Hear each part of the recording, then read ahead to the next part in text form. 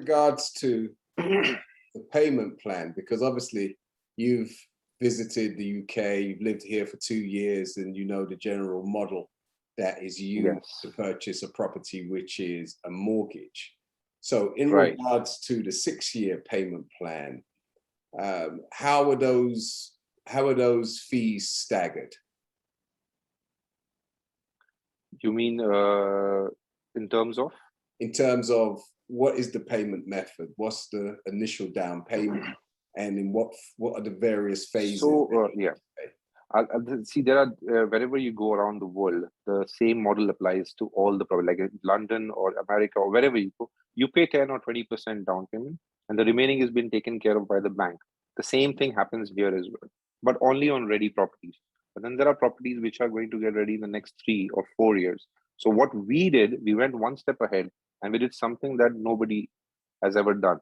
What we did is we just take the 20% down payment, which you usually give if you buy a property, okay, and then we split it into 6 different parts. So first, when you book it with a 20%, and you check like how far the construction is going. Everything is online. You can put in your unit number, you can put in the RERA number, you can have a look at how much the construction progress is happening, and then you give you another 1 year's time to pay another 10%. So you have paid 30%. Then you wait for another year and you pay another 10%. And that way, since you if you've booked, for example, if you booked in 2022, you book with 20%. In 2023, you pay another 10% installment. In 2024, you pay another 10% installment, and in 2025, you pay another 10%. So you cover 50%. And then while you're taking the handover in 2025, you pay another 10%, which covers 60, and the remaining 40 after you move in. It's a post handover payment plan. So after you move in, you can still pay for the next 2 years. So in total, the construction period is about 3.5 to 4 years.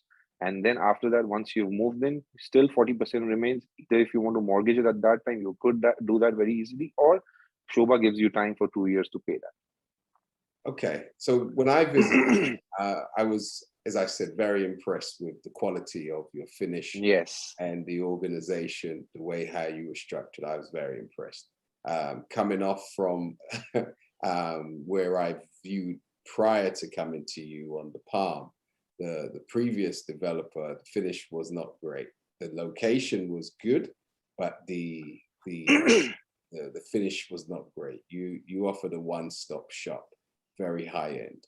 So by way of those of us who would like to have a place in Dubai, but do not have any intention of living in Dubai, but possibly spending 2, 3, 4 months out of the year and engaging in international trade, commerce, etc., etc.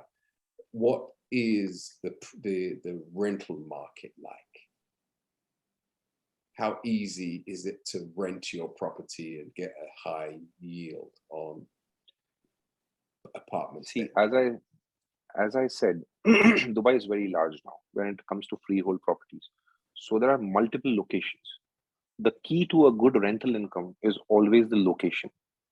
As I said earlier, our location is in the center of Dubai.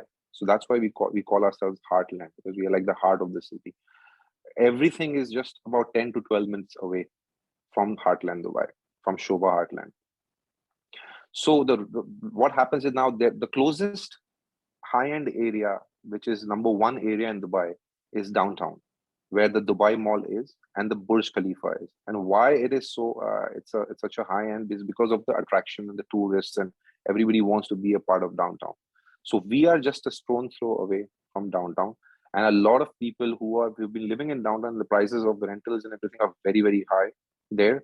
So what they do is when the new area opens up, which is just about 5 minutes away, which is us, so they try to move as and when we keep getting ready, and they keep moving from downtown to us because they want to get into a newer area with more facilities, because downtown is just Dubai Mall and Burj Khalifa, whereas we have the access of downtown, Burj Khalifa and Dubai Mall, plus we have the Crystal Lagoon, we have the greenery, we have the forest area, and we have the mall within our community as well.